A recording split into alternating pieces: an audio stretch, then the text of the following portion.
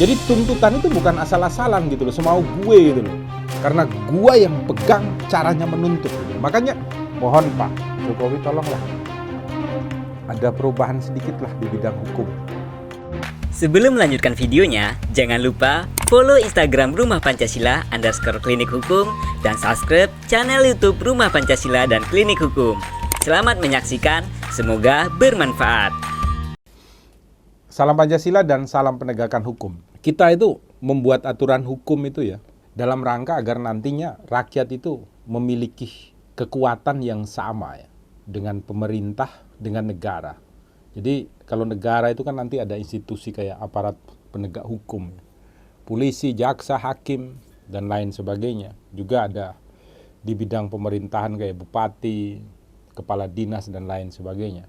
Maka rakyat itu memiliki kekuatan yang berimbang karena hukum ini nanti bisa dipakai oleh rakyat itu untuk menuntut haknya mereka yang diberikan oleh konstitusi dan Pancasila untuk mendapatkan kesetaraan di dalam bidang keadilan sosial. Jadi kalau bicara itu kan ada banyak itu.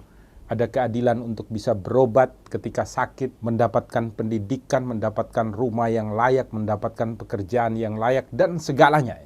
Kesamaan untuk kita bersama. Jadi minimal saya bisa makan dan minum. Sehingga saya itu kalau tidak dikasih sama negara berarti harus ada lapangan pekerjaan.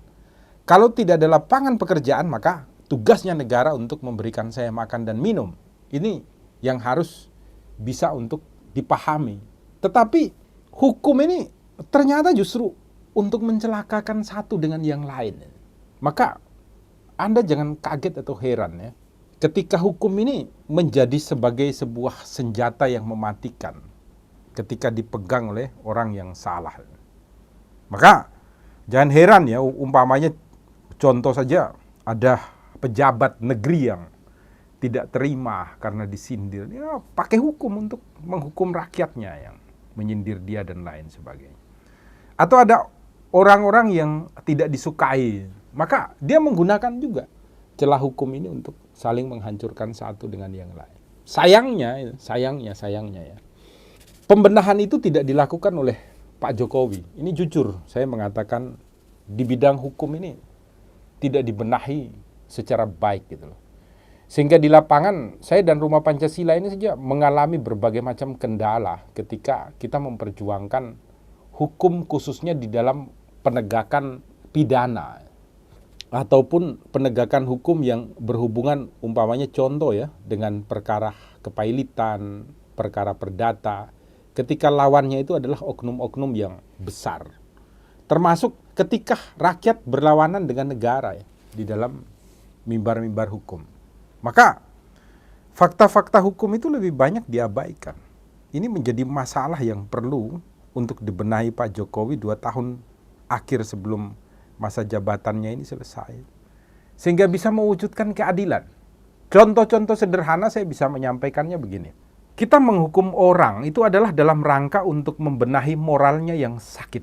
Sehingga undang-undang daripada pembinaan narapidana itu mengatakan dengan tegas ya bahwa seseorang yang rusak moralnya itu dilakukan pembinaan di lapas dan akan dikembalikan kepada masyarakat ketika dia sudah sembuh. Ada sakit jiwa yang harus diobati. Ketika dia diobati, ada keluarga yang ditinggalkan. Maka tugas negara dong merawat keluarganya. Kalau ternyata tidak ada orang yang merawat, maka harus turun tangan untuk melihat. Dan juga nanti ketika si orang ini keluar dari penjara, khusus rakyat miskin ya, itu harusnya negara bertanggung jawab gitu loh, akan ditempatkan di mana, cari kerja di mana. Gitu. Pengalaman ini saya katakan karena ada yang kami bela ya, orang miskin kami bela. Akhirnya yang awalnya diputus 6 tahun, turun jadi 2 tahun, dia keluar penjara, pulang. 3 bulan di rumah bunuh diri. Kemudian ada banyak yang kami bantu, itu mereka masuk penjara, anak istrinya atau bahkan ada itu ya, suami istri dimasukkan penjara semua, sama negara ini loh. Perkara yang umpamanya contoh undang-undang cukai. Undang-undang cukai itu kan tidak mewajibkan orang masuk penjara, bayar denda dan mereka sudah siap, masukkan semua orang-orangnya. Dan perkara yang kecil, hanya dengan dana 125 juta rupiah. Dan mereka sudah bayar gitu loh. Perkara yang orang-orang hebat di sana itu, ratusan miliar itu, malah tidak masuk penjara. Kesenjangan-kesenjangan ini yang harus dibenahi. Oleh siapa? Oleh Pak Jokowi. Perubahan mungkin dilakukan ya, tapi Jaksa Agung juga hanya separuh-separuh, setengah-setengah gitu.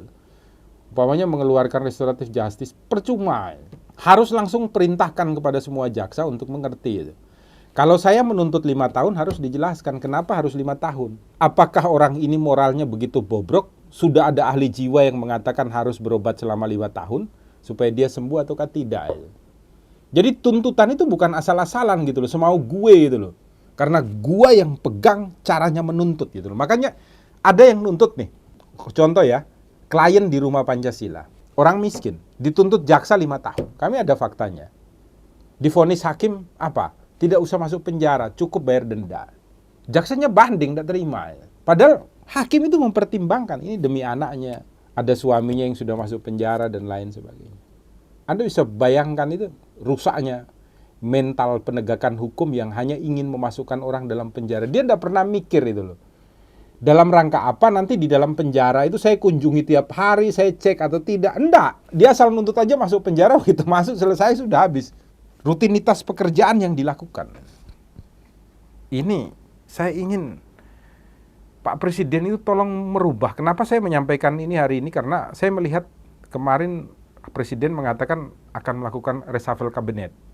Kalau bisa ya, pucuk-pucuk penegakan hukum yang tidak berjalan ini ya, umpamanya di Polri, kemudian umpamanya di Kejaksaan Agung, dicopot aja lah, ganti coba. Yang kira-kira mampu untuk membawa nuansa baru di dalam sistem penegakan hukum kita ya, untuk menjadi lebih baik. Ini saya sampaikan juga karena ada rasa rasa khawatir ya bahwa penegakan hukum kita saat ini nih sudah mencapai pada tahap akhir zaman dengan tuntutan-tuntutan yang membabi buta ya.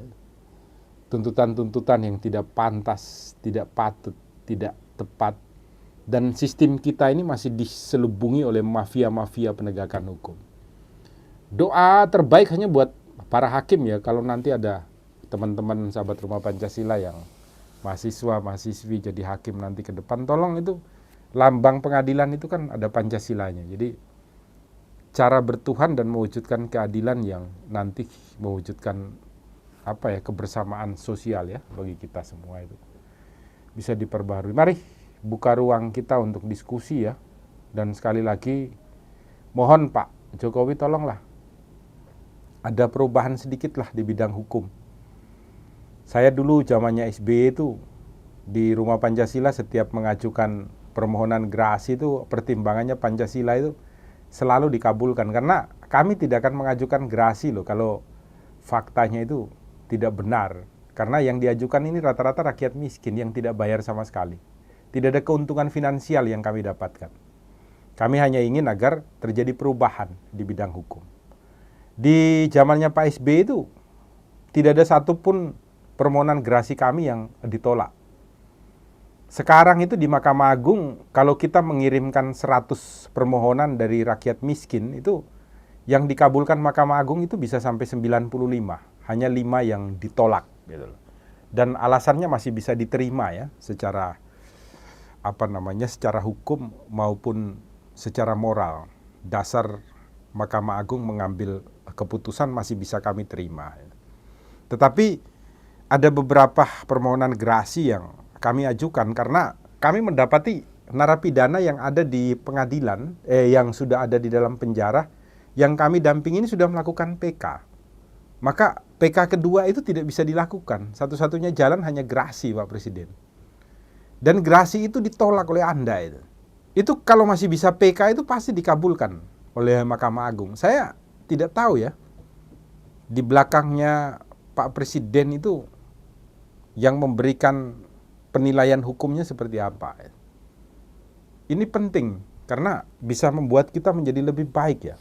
Saya berharap di infrastruktur baguslah yang dilakukan oleh Pak Jokowi di bidang hukum sudah mau sekarat kita ini. Jadi tolong aja supaya rakyat-rakyat yang kecil ini tidak dipermainkan ya, di dalam mimbar-mimbar hukum.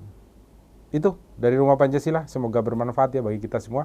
Buka ruang kita untuk berdiskusi, saling memberikan masukan untuk mencerahkan Indonesia, khususnya di bidang hukum, di bidang penegakan hukum. Salam Pancasila, salam penegakan hukum, buka mata, buka telinga, buka hati, selalu berbuat baik di Rumah Indonesia.